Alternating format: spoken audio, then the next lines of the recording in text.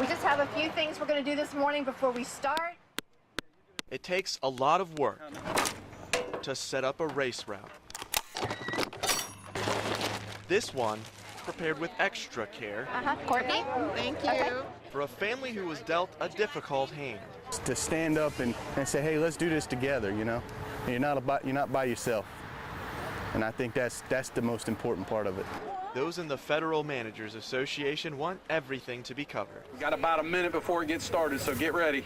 I'm ready. Preparation for what's to come is now more important than ever. On your mark, get set. Let's go. We're out here running. It's a 5K benefit fun run for John Wayne. Love him. It's a miracle. I'm glad he's here with his family. He was in a four-wheeler accident at Bosco Beach. John Hartso's December 22nd ATV accident left him in a coma. His doctors didn't know if he would survive. Fewer than 10% do, with traumatic brain injuries. John spent 152 days in the hospital, a whole month unconscious. For a man whose friends call him John Wayne, it's amazing what human willpower can do. He's tough as nails. He's tougher than the real John Wayne. John's wife, Felicia, is his caretaker as he recovers the best he can. Thanks to his co-workers at FRC East aboard Cherry Point, Thank you. recovery might be closer than ever. A test of endurance brings this community together, a labor of love for a family of three.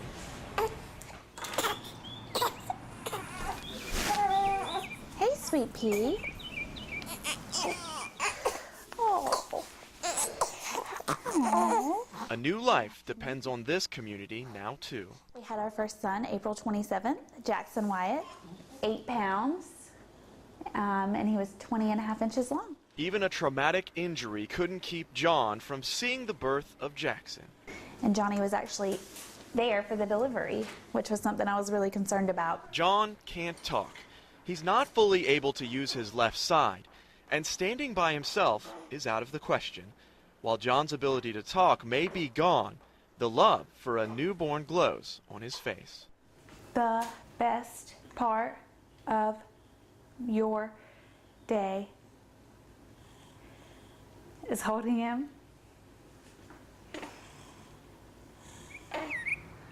Let me see how your mouth's working today. With the help of therapy, John and Jackson can cross the milestones of father and son together. Show me your teeth real well. With the beginnings of a smile. Good. As long as we push through and do our therapy and keep building up the left side, he'll be teaching his son how to play football and wrestle. Things many fathers take for granted seem within reach. And while John can't run yet, his spirit is as active as ever. Good job. $3,000 raised to help keep baby food stocked. The bills paid. Our final total today is $3,280. These workers could face furloughs, but on this morning, their bills are the last things on their mind.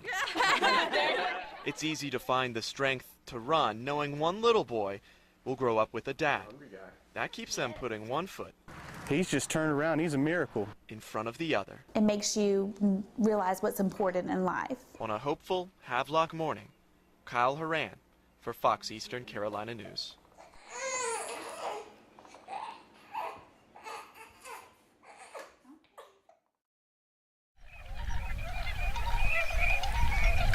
Yeah, that heron's really hunkered down. Isn't he beautiful? And he's not moving. He's not moving, so people with cameras are getting some great shots. I think we're ready to get back in the car and go on down a ways. We do this every year. Usually we take 1 or 2 trips in the winter. January is the best time to come out here while the birds are still here before they start going back north. My name is Linda Boyer. I am a birder. I'm a birder. I am a birder. Yeah, slash chauffeur.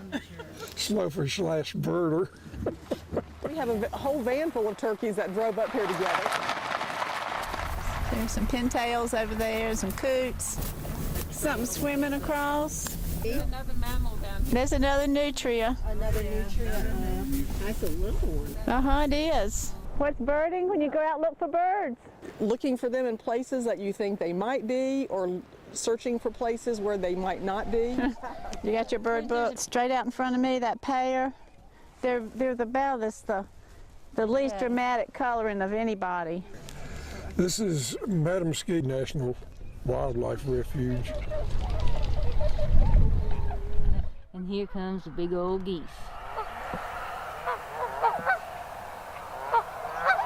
It's just a part of nature we never get to see. We're all stuck inside of our buildings. And you come out here and you see how birds live, how they spend their lives. Yeah, people spend a lot of money to do this. It's right in our backyard. And this is always one of my favorite parts because it lets everybody get out and walk around, get a little privacy, and just relax and listen to the sounds.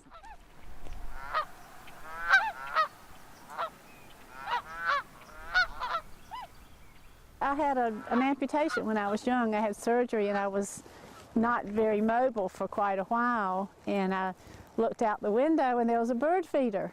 So I started watching the birds, and then people gave me books and I started learning. And so it's kind of a skill that you build a little bit at a time. One bird at a time, that's what they say. Oh, there's something coming in. Whoa, you see up there? What is it? They have personalities. He's like, love to hear the swine say, cheer, cheer, cheer. There you go. You see, we'd have missed him if we'd have gone by really fast talking, but we were walking slowly and there he was. You just have to look. Right straight in front of me, that little cypress tree. Oh, it'd be a good shot. He's about in front of me now. Oh boy. He's like straight in front of you. Uh-huh. And he's right up against like the pine tree. Okay. There. Oh yeah, there he, and another one. There are two of them right there. I think this was the best trip we've had so far. Then I think with the weather changing, we'll head on back. Okay. But it's just great to get outside and look and see and hunt and just enjoy what nature has. Just enjoy God's beautiful world, one bird at a time.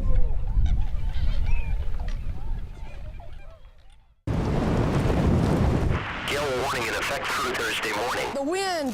This afternoon. It's real windy today. West winds 30 to 35 knots with gusts up to 45 knots. It just goes right through your skin. It's crazy wind. It's crazy wind. Yeah, it is pretty wild. It's cold enough to make your face look like a red baboon. I wanted to come here for nice warm weather. You see where the pilings are sticking up right here and everything all the way around the waterfront. That used to be the buildings and stuff that was built in the early part of New in the 17 and 1800s where the boats would dock. Usually on the Neuse River, we only see tide changes of a few feet. But if you look at this video here, the wind was so strong that this is where low tide usually is. The water has been pushed all the way out, a couple hundred feet. You can see how out there on the river, how hard they just don't come out of here. And by seeing all this here, this is never exposed at all. It's all water on top of it. It feels like somebody's taking a fan and just putting it up against your ear. Thursday, northwest winds 25 to 30 knots with gusts up to 40 knots. It's like they say, March goes in like a lion and leaves like a lamb, you know. Diminishing to 20 to 25 knots in the afternoon. And this is what it's doing.